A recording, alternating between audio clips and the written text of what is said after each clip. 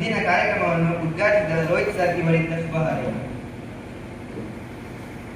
ಗೌರವಾನ್ವಿತ ಮುಖ್ಯ ಗುರುಗಳೇ ಹಾಗೂ ಕಾರ್ಯದರ್ಶಿಗಳೇ ಹಾಗೂ ಶಿಕ್ಷಕ ವೃಂದದವರೇ, ಪ್ರೀತಿಯ ವಿದ್ಯಾರ್ಥಿಗಳೇ, ಉದ್ಘಾಟನೆ ಪ್ರಾರಂಭದಲ್ಲಿ ದೀಪ ಬೆಳಗಿಸುವ ಮೂಲಕ ಉದ್ಘಾಟನೆ ಮಾಡಿದೆ. ಇದೊಂದು ನನ್ನ ಪಾಲಿಗೆ ಬಂದಂತಹ ಒಂದು ಭಾಗ್ಯವೇ ಸರಿ ಹೇಳ್ತೇನೆ.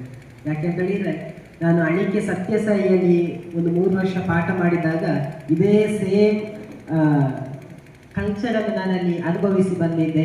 ಮತ್ತೆ ನನಗೆ ನನ್ನ ಶಾಲೆಯನ್ನು ನೆನಪಿಸಿದಂಥ ಒಂದು ಅವಕಾಶ ನನ್ನ ಪಾಲಿಗೆ ಒದಗಿ ಬಂತು. ಈ ಅವಕಾಶವನ್ನು ಒದಗಿಸಿಕೊಟ್ಟದಕ್ಕಾಗಿ ತಮಗೆ ನಮಸ್ಕಾರಗಳು, ವಂದನೆಗಳು ನನ್ನ ಪಾಲಿನಿಂದ, ನನ್ನ ಬದಿಯಿಂದ. ಕಾರ್ಯಕ್ರಮದ ಬಗ್ಗೆ ಮಾತಾಡೋದಾದರೆ, ನಾನು ಏನೋ ಅಂದ್ಕೊಂಡು ಬಂದಿದ್ದೆ ಬರಬೇಕಾದ್ರೆ ಹೇಗಿರ್ಬೋದು. ಎಷ್ಟಾದ್ರೆ ಸಹ ನಮ್ಮ ಗ್ರಾಮೀಣ ವಿದ್ಯಾರ್ಥಿಗಳೆಲ್ಲ ಯಾವ ರೀತಿಯಲ್ಲಿ ಹೋಗ್ಬೋದು, ನಮಗೆ ನೋಡಿ ನೋಡಿ ಅಭ್ಯಾಸ ಆಗಿ ಹೋಗಿದ್ದಾರೆ, ಯಾವ ರೀತಿ ಮಾಡಿರ್ತಾರೆ, ಯಾವ ರೀತಿ ಮಾಡ್ಬೋದು ಅಂತ. ಆದರೆ ನಮ್ಮ ವಿದ್ಯಾರ್ಥಿಗಳು ನನ್ನ ಕಲ್ಪನೆಗಳನ್ನು ಸುಳ್ಳು ಮಾಡಿಬಿಟ್ರು ಅಂತ.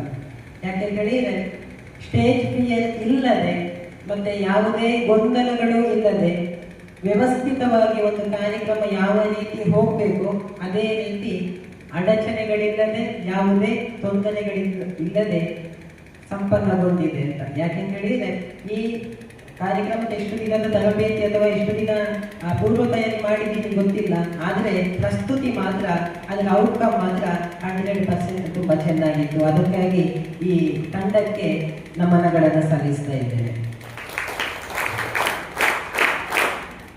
ನಾನು ಹೇಳಬೇಕಾದ ವಿಷಯಗಳನ್ನೆಲ್ಲ ಅವರು ತಮ್ಮ ಕಾರ್ಯಕ್ರಮದಲ್ಲಿ ಮಾಡಿ ತೋರಿಸಿದ್ದಾರೆ.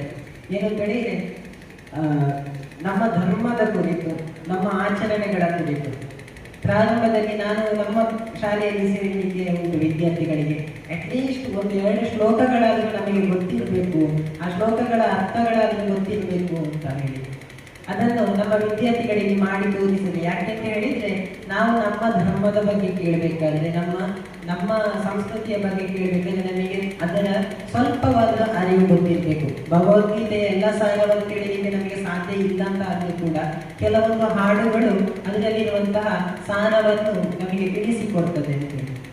ಸವಿತಾ ನಾಗಭೂಷಣ್ ಅವರು ಒಂದು ಹಾಡಿದೆ, ಕನಕ ಮತ್ತು ಕೃಷ್ಣನ ಬಗ್ಗೆ ಅವರು ಒಂದು ಹಾಡನ್ನು ಹೇಳಿಕೊಡ್ತಾರೆ. ಕನಕ ಕುರಿ ಕಾಯುತ್ತಿದ್ದ, ಕೃಷ್ಣ ದನ ಮೇಯಿಸುತ್ತಿದ್ದ, ಪರಿಚಯವಾಯಿತು ಅಷ್ಟೇ ಹೆಚ್ಚೇನಿಲ್ಲ, ಪರಿಚಯವಾಯಿತು ಅಷ್ಟೇ ಹೆಚ್ಚೇನಿಲ್ಲ ಹೇಳಿ ಲಾಸ್ಟಿಗೆ ಹೇಳ್ತಾರೆ. ಅವರ ಕನಕ ಮತ್ತು ಕೃಷ್ಣನ ಡಿಫರೆನ್ಸಸ್ ಅನ್ನು ಹೇಳ್ತಾ ಹೋಗ್ತಾರೆ. ಕೊನೆಗೆ ಹೇಳ್ತಾರೆ, ಕನಕ ಮಣ್ಣಾದ, ಕೃಷ್ಣ ಕಲ್ಲಾದ, ಕನಕ ಮಣ್ಣಾದ, ಕೃಷ್ಣ ಕಲ್ಲಾದ, ಇದೊಂದು ಕಲ್ಲು ಮಣ್ಣಿನ ಕತೆ, ಇದೊಂದು ಕಲ್ಲು ಮಣ್ಣಿನ ಕತೆ, ಹೆಚ್ಚೇನಿಲ್ಲ ಹೆಚ್ಚೇನಿಲ್ಲ ಅಂತೇಳಿ. ಅಂದ್ರೆ ಹುಟ್ಟುವಾಗ ಇದ್ರೂ ಕೂಡ ಮನುಷ್ಯರಲ್ಲಿ ಹುಟ್ಟಿದ್ರು ಅವರ ಕಾರ್ಯವೈಖರಿಗಳು ಕಲ್ಲು ಕೆಡಿದವರನ್ನು ದೈವತ್ವಕ್ಕೆ ಏರಿಸಿದ್ದು ಕನಕದಾಸ ಕೃಷ್ಣನ ದಾಸನಾಗ್ತಾನೆ ಅಂತೇಳಿ. ಕಲ್ಲು ಮಣ್ಣಿನ ಕತೆ ಅಂತ ಹೇಳಿಕೊಂಡು ಇಬ್ಬರು ಹೇಗೆ ಸಾಮಾನ್ಯದಿಂದ ಅಸಾಮಾನ್ಯ ತತ್ವದೆಡೆಗೆ ಏರಿದಂಥ ಪರಿಯನ್ನು ಸವಿತಾ ನಾಗಭೂಷಣ್ ರವರು ತುಂಬಾ ಚೆನ್ನಾಗಿ ಆ ಪದ್ಯದಲ್ಲಿ ವ್ಯಕ್ತಪಡಿಸಿದ್ದಾರೆ ಅಂತೇಳಿ. ನಾವು ಇನ್ನೊಂದು ಫಿಲ್ಮ್ ಸಾಂಗ್ ಅನ್ನು ಕೂಡ ಕೇಳು ಕೃಷ್ಣ ಹೇಳು ಪಾರ್ಥ ಅಂತ ಒಂದು ಹಾಡಿದೆ. ನಮ್ಮ ಶಾಲೆಯಿಂದ ಬಂದವರಿಗೆ ನಾನು ಅದನ್ನು ವಿಡಿಯೋ ತೋರಿಸಿದ್ದು, ಕೇಳು ಕೃಷ್ಣ ಹೇಳು ಪಾರ್ಥ ಅಂತೇಳಿ.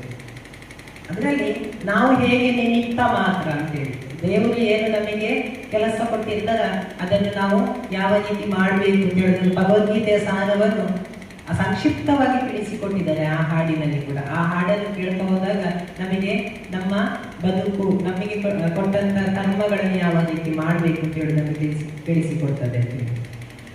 ಏನೇ ಇರಲಿ, ವಿದ್ಯಾರ್ಥಿಗಳಿಗೆ ವಂದಿಸ್ತಾ ಇದ್ದೇನೆ ನಮ್ಮ ಈ ರೀತಿಯ ಕೆಲಸಗಳಿಗಾಗಿ. ಇನ್ನೊಂದು ಭಜನೆ ಮಾಡಲೇಬೇಕು ಅಂತ. ನಾನು ಇಷ್ಟು ದೊಡ್ಡವನಾದ್ರೂ ನಾನು ಪ್ರತಿದಿನ ಭಜನೆ ಮಾಡಿ ಬರ್ತೇನೆ ಮನೆಯಲ್ಲಿ. ಯಾಕೆಂದರೆ ವಿದ್ಯಾರ್ಥಿಗಳಿಗೆ ಒಂದು ಕಿವಿ ಮಾತು ಹೇಳುದು, ಯಾವುದೇ ಧರ್ಮ ಇರಲಿ, ಯಾವುದೇ ಆಚರಣೆಗಳಿರಲಿ, ಮನೆಯಲ್ಲಿ ಅಂತೂ ನಿಮ್ಮ ಆಚರಣೆಗಳನ್ನು ಬಿಡಬೇಡಿ, ಭಜನೆ ಮಾಡಲೇಬೇಕು. ಯಾಕೆ ಹೇಳಿದರೆ ದೇವರು ಇದ್ದಾನೋ ಇಲ್ಲವೋ ಅಂತ. ಈಗ ನಾಸ್ತಿಕ ತತ್ವ ಇದೆ ನಮ್ಮ ಹತ್ರ ಕೆಲವರಲ್ಲಿ, ದೇವರು ಯಾಕೆ ಕಾಣುದಿಲ್ಲ, ದೇವರಿದ್ರೆ ಕಾಣಬೇಕಿತ್ತಲ್ಲ ಅಂತ. ಆದ್ರೆ ದೇವರು ಇದ್ದಾನೆ, ಯಾಕೆ ಇಲ್ಲ ಅಂತ ಹೇಳುವವರಿಗೆ ಒಂದು ಕ್ವಶನ್ ಹಾಕ್ಬೇಕು ನಾವು. H2O ಅಂತ ಹೇಳಿದ್ರೆ ಎಂಥದ್ದು? ಏನು? ನೀರಲ್ವಾ? H2O ಅಂತ ಹೇಳಿದ್ರೆ ನೀರು ಅಂತ ನಾವು ಒಪ್ಪಿಕೊಳ್ತೇವೆ. ಆದ್ರೆ ಅದನ್ನು ನಾವು ಪ್ರಾಯೋಗಿಕವಾಗಿ ಪ್ರೂವ್ ಮಾಡಬೇಕಾದ್ರೆ ಪ್ರಯೋಗಾಲಯ ಬೇಕಲ್ವ ಅದಕ್ಕೆ, ಅಲ್ವಾ? ಹೈಡ್ರೋಜನ್ ಬೇಕಾದಷ್ಟು ವಾತಾವರಣದಲ್ಲಿ ಇದೆ, ಆಕ್ಸಿಜನ್ ಬೇಕಾದಷ್ಟು ವಾತಾವರಣದಲ್ಲಿ ಇದೆ. ಆದ್ರೆ ನಾವು ಅದನ್ನು ಪ್ರೂವ್ ಮಾಡ್ಬೇಕಾದ್ರೆ ಏನ್ ಬೇಕು? ಪ್ರಯೋಗ ಮಾಡಲೇಬೇಕು.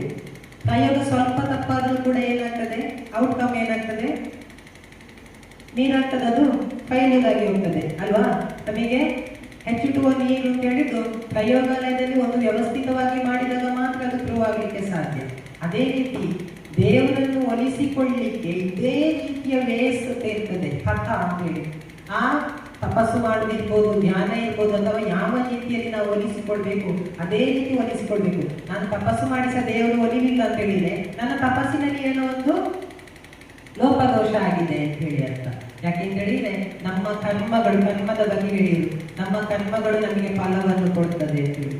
ಅದೇ ರೀತಿಯಾಗಿ ನಮ್ಮ ಕರ್ಮಗಳು ಒಳ್ಳೆಯದಿದ್ದರೆ ಅದರ ಫಲ ಒಳ್ಳೆಯದೇ ಆಗಿರ್ತದೆ.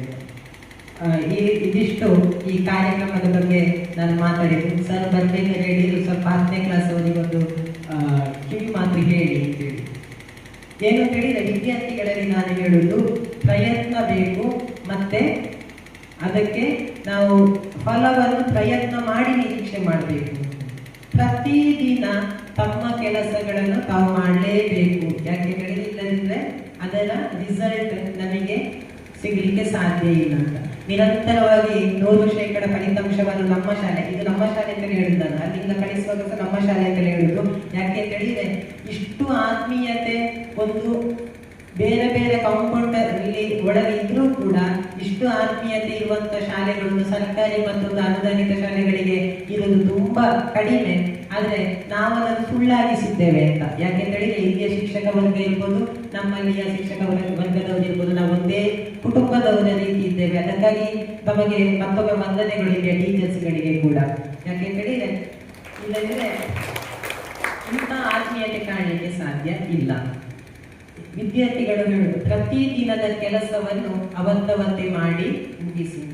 ನಾನು ಕೂಡ ಏನು ಮೇಧಾವಿ ಅಲ್ಲ, ನಾನು ಇಂಗ್ಲಿಷ್ ಅಲ್ಲಿ 9ನೇ ಕ್ಲಾಸ್ ತನಕ ಫೈಲ್ ಆದಂತ ಸ್ಟೂಡೆಂಟ್. ಅದು ಅರ್ಧ ಮಾರ್ಕಿನಲ್ಲಿ ಶಾಲೆ ಬಿಟ್ಟ ವಿದ್ಯಾರ್ಥಿ. ನನ್ನ ಟೀಚರ್ ಬಾಡಿನದಲ್ಲಿ ಕಲ್ತದ್ದು ನಾನು, ಶಿವರಾಮ ಶಾಸ್ತ್ರಿ ಅಂತಿದ್ರು ನಮ್ಮ ಮುಖ್ಯ ಗುರುಗಳು. ಅವರು ನನ್ನನ್ನು ಕರೆದು, ನಿನಗೆ ಇಂಗ್ಲಿಷ್ ಹೇಗೆ ಕಷ್ಟ ಆಗ್ತದೆ, ಬಂದು ಕಲಿ. 1 ವಾರ ಶಾಲೆ ಬಿಟ್ಟಿದ್ದೆ ನಾನು ಕೂಡ. ಆದ್ರೆ ಟೀಚರ್ಗಳ ಗೈಡೆನ್ಸ್ ಅನ್ನು ಫಾಲೋ ಮಾಡಿದ ನಂತರ ಇವತ್ತಿನ ತನಕ ಇಂಗ್ಲಿಷ್ ಅಲ್ಲಿ ನಾನು ಫೈಲ್ ಆಗಲಿಲ್ಲ. ಯಾಕೆಂತ ಹೇಳಿದ್ರೆ ಇಂಗ್ಲಿಷ್ ಗೊತ್ತಿಲ್ಲ ಅಂತ ಹೆದರಿ ಶಾಲೆ ಬಿಟ್ಟವ ನಾನು. ನೆಕ್ಸ್ಟ್ ಬರ್ದು ಅಭ್ಯಾಸ ಮಾಡಿದೆ, ನಿರಂತರವಾಗಿ ಪ್ರಯತ್ನ ಮಾಡಿದ ಕಾರಣ ಅದರ ಫಲ ಸಿಗ್ತದೆ ಅಂತ ಹೇಳಿ ಅವತ್ತಿನ ಕೆಲಸವನ್ನು ಅವತ್ತೇ ಮುಗಿಸಿ ಮತ್ತೆ ನಿರಂತರ ಅಧ್ಯಯನಶೀಲರಾಗಬೇಕು. ನಾವು ಪ್ರತಿದಿನ ಅಧ್ಯಯನ ಮಾಡಲೇಬೇಕು, ಬರ್ದು ಕಲಿಬೇಕು, ಓದಬೇಕು. ಓದುವ ಹವ್ಯಾಸ ನಮ್ಮಲ್ಲಿ ತುಂಬಾ ಕಡಿಮೆ ಆಗಿದೆ ವಿದ್ಯಾರ್ಥಿಗಳಲ್ಲಿ, ನಮ್ಮಲ್ಲಿ ಸೇರಿಸಿ. ಮೊಬೈಲ್ ಹಿಡಿದ್ರೆ ನಮ್ಮನ್ನು ತಲೆ ಎತ್ತದಂತೆ ಮಾಡ್ತದೆ ಅಂತ. ನನ್ನನ್ನು ತಲೆ ತಗ್ಗಿಸಿ ನೋಡು, ನಿನ್ನನ್ನು ತಲೆ ಎತ್ತುವಂತೆ ಮಾಡ್ತೇನೆ ಅಂತ ಪುಸ್ತಕ ಹೇಳಿದ್ರೆ, ನನ್ನನ್ನು ತಲೆ ತಗ್ಗಿಸಿ ನೋಡು, ನಿನ್ನನ್ನು ತಲೆ ಎತ್ತದಂತೆ ಮಾಡ್ತೇನೆ ಅಂತ ಹೇಳಿ ಮೊಬೈಲ್ ಹೇಳ್ತದೆ ಅಂತೇಳಿ. ಅಂದ್ರೆ ಈಗ ನಾವು ಯಾವ ರೀತಿಯ ವ್ಯಾಮೋಹಕ್ಕೆ ಒಳಗಾಗಿದ್ದೇವೆ ಅಂತ. ಈ ಒಂದು ಕ್ಷಣ 10ನೇ ಕ್ಲಾಸ್ ಅಲ್ಲಿ ಅಥವಾ PUC ಅಲ್ಲಿ ಇರ್ಬೋದು, ನಾವು ನಮ್ಮ ಲೈಫ್ ಸ್ಟೈಲಿಗೆ ಒಗ್ಗಿಕೊಂಡ್ರೆ ಮತ್ತೆ ಅದೇ ಕಂಟಿನ್ಯೂ ಆಗಿ ಹೋಗ್ತದೆ. ಅದಕ್ಕಾಗಿ ನಮ್ಮ ಜೀವನ ಪ್ರಕಾಶಿಸಬೇಕಾದ್ರೆ ನಾವೀಗ ಅಧ್ಯಯನವನ್ನು ಮಾಡಲೇಬೇಕು. ಒಂದೊಂದು ಕ್ಷಣವೂ ಕೂಡ ಅಮೂಲ್ಯ, ನಮಗೆ ಒಂದೊಂದು ದಿನ ಕೂಡ ಅಮೂಲ್ಯ. ನಾಳೆ ಓದ್ತೇನೆ, ಎಲ್ಲೇ ಓದುತ್ತೆ, ಎಲ್ಲೇ ಬರುತ್ತೆ ಅಂತ ಹೇಳಿದ್ರೆ ಅದು ನಾಳೆ ಬಂದಿರ್ತದೆ, ಅಷ್ಟೊತ್ತಾಗುವಾಗ ಕಾಲ ಮಿಂಚಿ ಹೋಗಿರ್ತದೆ. ಅದಕ್ಕಾಗಿ 10ನೇ ಕ್ಲಾಸ್ ಇರ್ಬೋದು, ಎಲ್ಲ ಕ್ಲಾಸಿನ ವಿದ್ಯಾರ್ಥಿಗಳಿರ್ಬೋದು, ಇವತ್ತಿನ ಕೆಲಸವನ್ನು ಇವತ್ತೇ ಮಾಡಿ ಓದಿ ಟೀಚರ್ಗಳಿಗೆ ಖುಷಿ ಆಗುದು ಯಾವಾಗ ಅಂತ ಹೇಳಿದ್ರೆ, ನನ್ನ ವಿದ್ಯಾರ್ಥಿ ನನ್ನನ್ನು ಮೀರಿಸಿದ ಸಾಧನೆಯನ್ನು ಮಾಡಬೇಕಾದ್ರೆ. ನಾನು ಅಡಿಕೆಯಲ್ಲಿ ಇರ್ಬೇಕಾದ್ರೆ ತರುಣ್ ಕಶ್ಯಪ್ ಕೇಳುವ ಸ್ಟೂಡೆಂಟ್ ಈಗ ಇವತ್ತಿಗೂ ನೆನಪಿಸಿಕೊಳ್ತೇನೆ. ನಾನು ಪಾಠ ಮಾಡ್ಬೇಕಾದ್ರೆ ನಾನು ಫಸ್ಟ್ ಬ್ಯಾಚ್ ಅದು 10th ಸೋಷಿಯಲ್ ಸೈನ್ಸ್ ಅಲ್ಲಿ ಹೇಳಿದ್ದೆ, ನಿನಗೆ ಔಟ್ ಆಫ್ ಔಟ್ ಬರಲೇಬೇಕು ಸೋಷಿಯಲ್ ಸೈನ್ಸ್ ಅಲ್ಲಿ. ನಾನು ಗೌರ್ಮೆಂಟ್ ಆಗಿ ಇಲ್ಲಿಗೆ ಬಂದೆ. ಅವನೇನು ಹೇಳಿದ್ರೆ ಅದನ್ನು ತಲೆಯಲ್ಲಿ ಎಷ್ಟು ಚೆನ್ನಾಗಿ ಇಟ್ಟುಕೊಂಡಿದ್ದ ಅಂತ ಹೇಳಿದ್ರೆ CBSE ಎಕ್ಸಾಮು ಸ್ಟೇಟಿನಷ್ಟು ಈಸಿ ಇರುವುದಿಲ್ಲ. ಔಟ್ ಆಫ್ ಔಟ್ ಆ ಬ್ಯಾಚ್ನ 5 ಮಕ್ಕಳು ಸೋಷಿಯಲ್ ಸೈನ್ಸ್ ಅಲ್ಲಿ ಔಟ್ ಆಫ್ ಔಟ್ ತೆಗೆದ್ರು. ನನಗೆ ತುಂಬಾ ಖುಷಿಯಾದಂತ ಸನ್ನಿವೇಶ. ಅವರಲ್ಲಿ ಹೋಗಿ ಕೂಡ ಕಾಲ್ ಮಾಡಿ ಹೇಳಿದ್ರು, ಸರ್ ನಾನು ಸೋಷಿಯಲ್ ಸೈನ್ಸ್ ಅಲ್ಲಿ ಔಟ್ ಆಫ್ ಔಟ್ ತೆಗೆದೆ ಅಂತ ಹೇಳಿ. ಎಷ್ಟು ಖುಷಿ ಆಗ್ತದೆ ನಮಗೆ ಅಂತ. ಯಾಕೆಂತ ಹೇಳಿದ್ರೆ ನಮ್ಮ ವಿದ್ಯಾರ್ಥಿ ನನ್ನನ್ನು ಮೀರಿಸಿದ ಸಾಧನೆ ಮಾಡಬೇಕು ಅಂತ ಹೇಳಿ ನನಗೆ ಒಂದು ಖುಷಿ ಇದೆ. ನಾವು ಪಾಠ ಮಾಡಿದ ವಿದ್ಯಾರ್ಥಿಗಳು ಒಂದು 2-3 ಜನ ಒಂದು IAS IPS ಗಳು ಆಗ್ಬೋದು ಅಂತ ಹೇಳಿ ಆಗ್ತಾರೆ ಅಂತ ಹೇಳುವಂತ ಹೋಪ್ಸ್ ಇದೆ ನನಗೆ. ನೀವು ಕೂಡ ನನ್ನ ಫಸ್ಟ್ ಬ್ಯಾಚ್ ಈಗ 10th ಅಲ್ಲಿ ಇದ್ದೀರಿ, 7th ಗೆ ಬಂದಂತ ಬ್ಯಾಚ್. ನಿಮ್ಮಲ್ಲಿ ಮತ್ತೆ ಎಲ್ಲ ವಿದ್ಯಾರ್ಥಿಗಳಲ್ಲಿ ಒಂದು ಮನವಿ, ರ್ಯಾಂಕ್ ತೆಗೀರಿ, ನಮ್ಮ ಶಾಲೆಯ ಹೆಸರು ಇಡೀ ವಿಸ್ತರಿಸಲಿ ಅಂತ. ಯಾಕೆಂತ ಹೇಳಿದ್ರೆ 10ನೇ ಕ್ಲಾಸಿನಲ್ಲಿ ರ್ಯಾಂಕ್ ಬಂದ್ರೆ ನಮ್ಮ ಶಾಲೆಯ ಹೆಸರು ಪ್ರಸಿದ್ಧವಾಗ್ತದೆ, ಪ್ರಖ್ಯಾತಿ ಆಗ್ತದೆ. ನಿಮ್ಮನ್ನು ನೋಡುವಾಗ ಮತ್ತೆ ಟೀಚರ್ಗಳಿಗೆ ಆಗ್ತದೆ, ಓ ಈ ವಿದ್ಯಾರ್ಥಿ ನೀವು ಯಾವತ್ತೂ ಬಂದರೂ ಕೂಡ ಈ ಶಾಲೆಗೆ ನಿಮ್ಮ ಹೆಸರು ಪ್ರತಿಧ್ವನಿಸ್ತದೆ. ಆ ಸ್ಟೂಡೆಂಟ್ನ ಬ್ಯಾಚ್ ಬೇಕಾದ್ರೆ ರ್ಯಾಂಕ್ ಬಂದಿತ್ತು, ಅವಳು ಅಥವಾ ಅವನು ರ್ಯಾಂಕ್ ಅನ್ನು ಪಡೆದುಕೊಂಡು ಬಂದಿದ್ದಾನೆ ಅಂತ ನಿಮ್ಮ ಹೆಸರು ಇಲ್ಲಿ ಫಲಕಗಳಲ್ಲಿ ಕಾಣುವಾಗ ನಿಮಗೆ ಖುಷಿ ಆಗ್ತದೆ. ನನ್ನ ಹೆಸರು ನಮ್ಮ PU ಕಾಲೇಜಲ್ಲಿ ಇವತ್ತಿನ ತನಕ ನನ್ನ ಹೆಸರು ಮೇಲೆ ಇರುವುದು. ನನ್ನ ಹೈಯೆಸ್ಟ್ ಸ್ಕೋರ್ ಅವಾಗ PUC ಅಲ್ಲಿ ಏನು ಅಂತ ಹೇಳಿದ್ರೆ ದುರಂತ ಕಾಲೇಜ್ ಮುಚ್ಚೋಯ್ತು. ಈಗ ನೋಡುವಾಗ ಬೇಜಾರಾಗ್ತದೆ ಹಜರ ಫಲಕಡ್ಕ ಕಾಲೇಜನ್ನು ನೋಡಬೇಕಾದ್ರೆ. ಯಾಕಂದ್ರೆ ಅದರ ಅನುಭವಿಸಿದವನಿಗೆ ಗೊತ್ತು ಅಂತ. ನೀವು ಕೂಡ ಒಂದು 625ರಲ್ಲಿ 625ಗೆ ಟಾರ್ಗೆಟ್ ಇಡಿ.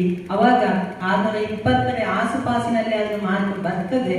625 ಸಿಗ್ಬೇಕು ಅಂತ ಓದಿ ಪ್ರತಿದಿನ ದೇವರಲ್ಲಿ ಒಂದು ಪ್ರಾರ್ಥನೆ ಮಾಡಿಕೊಳ್ಳಿ. ಬೆಳಿಗ್ಗೆ ಇದ್ದಾಗ ಸಾಯಂಕಾಲ ಮಲಗಬೇಕಾದ್ರೆ ನನಗೆ ಈ ಸಲ ಹೈಯೆಸ್ಟ್ ಮಾರ್ಕ್ ಬರಲಿ, ನನಗೆ ನಾನು ಮಾಡಿದ ಎಲ್ಲ ಕೆಲಸಗಳು ಒಳ್ಳೆ ಕೆಲಸಗಳಾಗ್ಲಿ, ಮತ್ತೆ ನನಗೆ ಒಂದು ಸರ್ಕಾರಿ ಕೆಲಸ ಸಿಗ್ಲಿ ಅಂತ ನೀವು ದೇವರ ಹತ್ರ ಪ್ರೇ ಮಾಡಿಕೊಳ್ಳಿ.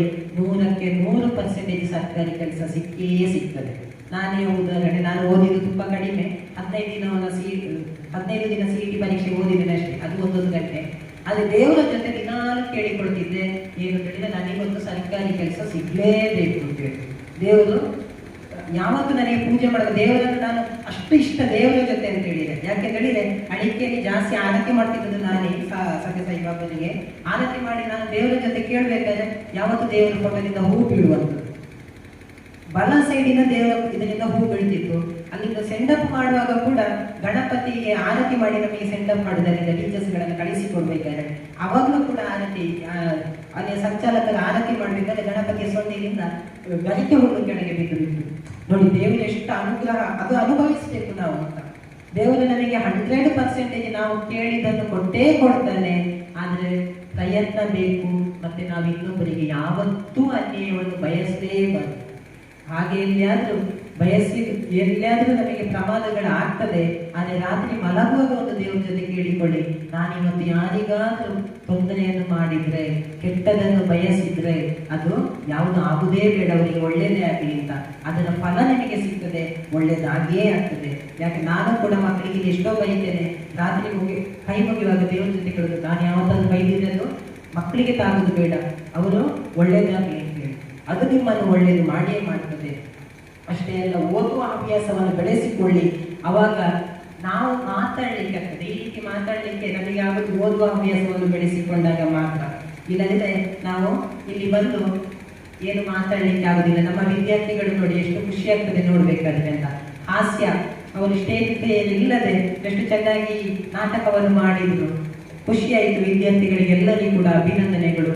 ನಿಮ್ಮ ಸಾಧನೆ ಇಡೀ ಬಿಳಿನೆಲೆಯನ್ನು ಮೀರಿ ಜಗದ್ವಿಖ್ಯಾತಿಯಾಗಲಿ, ಅದಕ್ಕೆ ನಮ್ಮ ಪ್ರಯತ್ನವಿರಲಿ, ಎಲ್ಲರ ಆರೈಕೆ ಇರಲಿ. ಮತ್ತೊಂದು, ಎಲ್ಲಿಗಾದ್ರೂ ಹೋಗ್ಬೇಕಾದ್ರೆ ಎಕ್ಸಾಮ್ ದಿನ ಅಂತ ಅಲ್ಲ, ಯಾವತ್ತೂ ನೀವು ನಿಮ್ಮ ತಂದೆ ತಾಯಿಗಳ ಆಶೀರ್ವಾದವನ್ನು ತಗೊಳ್ಳಿ. ಬೆಳಿಗ್ಗೆ ಎದ್ದ ಕೂಡಲೇ ಆ ಆಶೀರ್ವಾದವನ್ನು ಒಂದು ನಿಮ್ಮ ತಲೆ ಮುಟ್ಟಿ ಮಾಡುವಂತ ಆಶೀರ್ವಾದ ನಿಮ್ಮನ್ನು ನಿಮ್ಮ ಗುರಿಯನ್ನು ತಲುಪುವಂತೆ ಮಾಡ್ತದೆ. ಟೀಚರ್ಗಳ ಆಶೀರ್ವಾದ ತಗೊಳ್ಳಿ, ಶಿಕ್ಷಕರ ಆಶೀರ್ವಾದ ತಗೊಳ್ಳಿ. ಎಲ್ಲಿಯಾದ್ರೂ ಮನೆಗೆ ಹೋಗುವಲ್ಲಿ ಹಿರಿಯರಿರ್ತಾರೆ, ಅವರ ಕಾಲಿಗೆ ಬಿದ್ದು ನಮಸ್ಕರಿಸಿ. ಯಾಕೆ ಹೇಳಿದ್ರೆ ಇದೇ ನಮ್ಮನ್ನು ಕಾಪಾಡುವಂಥದ್ದು, ಇದೇ ನಮಗೆ ಶ್ರೀರಕ್ಷೆ.